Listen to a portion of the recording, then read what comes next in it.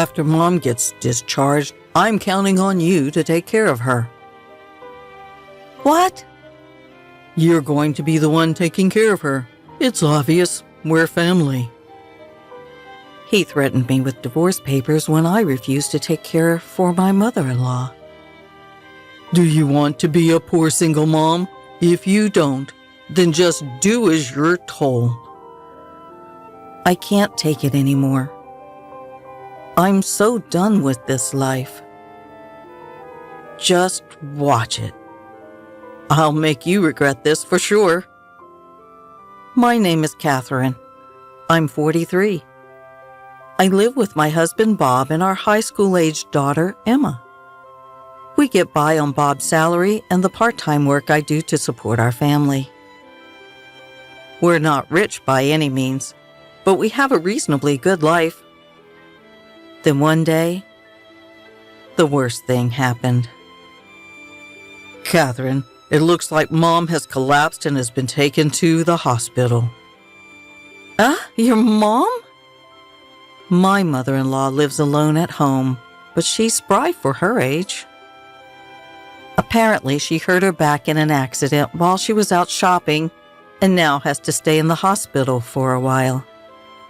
Anyway, it's good that her life's not in danger. I'll go check on her at the hospital tomorrow. All right, take care. Aren't you coming? Why would I? Right. Okay, I'll go alone. Please send my regards to your mom. Why I don't visit my mother-in-law in the hospital? That's because I've cut ties with her. I've been married to Bob for 20 years. Since the beginning, my mother-in-law has detested me and has gone out of her way to make life difficult. You're really inefficient, aren't you, Catherine? You're not suitable for my son. I wish he had a better wife. I never imagined you'd be this useless. Enduring the continuous verbal abuse from my mother-in-law wore down my spirit. Whatever I did, it was always, Daughter-in-law is useless. Not good enough. Poor Bob. And so on. I was met with complaints every time we met. But I held on as long as I could because she was Bob's mother, whom I love. However, even after my daughter Emma was born, the mother-in-law harsh words did not stop. On the contrary, she started finding fault with Emma as well. Just great. The long-awaited grandchild is a girl. She can't carry on the family name. She's of no use. If it's a girl, she should just at least be pretty. Who on earth does she take after? Amidst the difficult days, the worst situation that finally decided the end of our relationship occurred. One day, when my mother-in-law was unusually relaxed at our house, my daughter ran up to her with a picture book. Granny, can you read this? The moment Emma handed over the book, mother-in-law knocked it down and hurled at Emma. Don't touch me with your dirty hands. I don't need an unattractive grandchild like you. Emma was startled by her grandmother's loud voice and began to cry. Granny's scary. I'm scared. She must have been very sad. She was sobbing, and it hurt me to see her like that. Even yelling at my young daughter, I had reached my limit. Hey, mother-in-law, what do you think you're doing? I rushed over, but my mother-in-law showed no signs of remorse. Rather, she snapped, "It's your daughter's fault." You've got to be kidding. I saw what you did. You knocked Emma's book out of her hand, didn't you? She tried to touch me with her dirty hands. Is there a problem? Dirty hands? How can you say that? If you're going to do this to my daughter, don't come to our house anymore. Huh? Don't get cheeky with me. I don't care about you all. I just came to see Bob. This is also the house of me and Emma. Stop making silly excuses. In this way, my mother-in-law got into a big argument. Bob just stood there flustered saying, "Hey, both of you, please stop," and didn't even warn his mother. Mother-in-law eventually went home grumbling all the while, but this proved to be the final straw. "I can't deal with your mother anymore. I'm fed up with you not defending me and Emma. Let's get divorced." When I said that, Bob started flustered again. "Hey, wait a minute. Even I find my mom tough to deal with. I just couldn't say anything because it was all so sudden today. I'm on your side, Catherine and Emma." People can say anything they want, but unless you act on it, it means nothing anyway, and I can't take it anymore. Then my husband made a proposal. Okay, if you insist, Catherine. I don't mind if you cut ties with my mom, but please, I beg you, don't divorce me." I was torn. Would there be any benefit staying with such an unreliable husband in the future? Even if we cut ties, could I really avoid any interaction with my husband's mother forever? In the end, the reason I didn't go through with the divorce was because of our daughter. Our daughter adores her father, and he's a good and caring dad when he's with her. For our young daughter's sake, taking away her father right now wouldn't be right. So I decided to put the divorce on hold on the condition that I'd sever ties with my mother-in-law. But if anything else happens, I won't be lenient. "I get it. I'll talk to my mom too." And with that, we reached an agreement, and I severed ties with my mother-in-law. I'll never let my daughter meet her grandmother again. That was a condition of our reconciliation. After 10 years, I can't forget what my mother-in-law did. As for visiting her, that's out of the question. Frankly, what happens to my mother-in-law isn't my business. A few days later, my husband came to me with a serious look on his face. "Catherine, I need to talk." "What is it?" My husband looked awkward in response to my question. "It's about my mom. Apparently, she'll need care after she's discharged." "So what?" "It'll cost a lot if she goes to a facility, right? So I was thinking we should take care of her at home." "Oh, that's impressive. Good luck." "No, not me. You." "What? What is he talking about?" "What?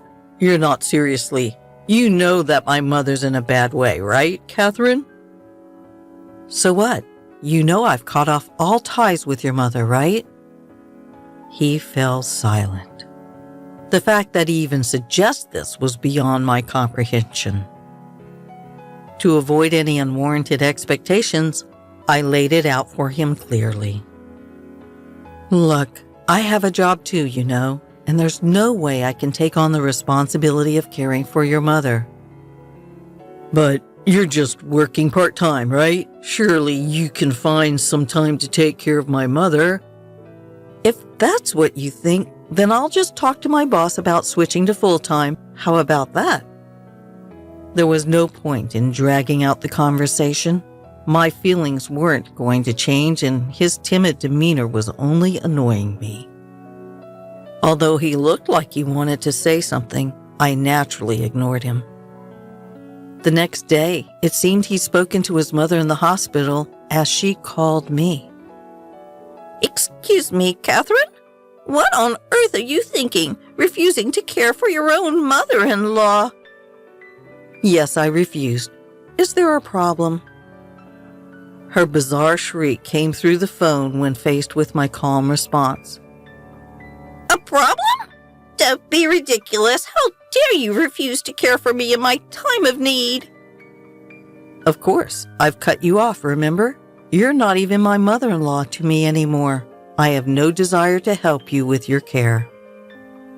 "What did you just say? How dare you, you impertinent child!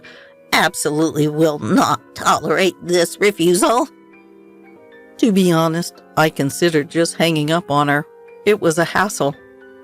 But if I didn't firmly reject her now, she'd probably just keep calling. I was prepared to settle this today, so I faced off with my mother-in-law. Do you remember why I cut you off in the first place, mother-in-law? What do you mean? Are you implying I've done something wrong? Have you already forgotten? Because of your insidious bullying and your appalling attitude towards my daughter, my husband also agreed to this decision. Goodbye. Wait, hold on. With no further discussion, I ended the call and promptly blocked her number. A few days later, Bob tried to bring up the topic again. Hey, about my mom. Again. I couldn't hide my irritation as I responded. Just so we're clear, I have absolutely no sympathy for my mother-in-law, no matter what happens to her. I've told you again and again that I won't provide care, right? Unexpectedly, her normally compliant husband shot back without hesitation. No, you're going to take care of my mom. Count on it. What? What does he mean? I've repeatedly stated that I don't want to have anything to do with my estranged mother-in-law.